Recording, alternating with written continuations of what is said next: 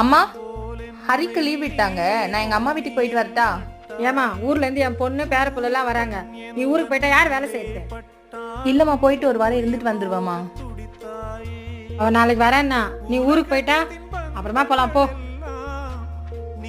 சரி A few minutes later. மாமா, சொல்லு. ஹரிக்கு லீவ் விட்டாங்க. நான் எங்க அம்மா வீட்டுக்கு போயிட்டு வரட்டா? சாய், அவன் இன்னும் 1008 டென்ஷனில் இருக்கான்.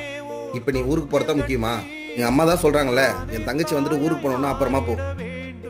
உங்க நாளைக்கு ஸ்கூல் ஆரம்பிக்குதுன்னா இன்னைக்கு நைட்டு தான் கிளம்புவாங்க. அப்புறம் நான் எப்படி போறது? அப்படியா? சரி விடு, சனி ஞாயிறு வருதுல்ல, அப்போ கூப்பிட்டு போகிறேன்.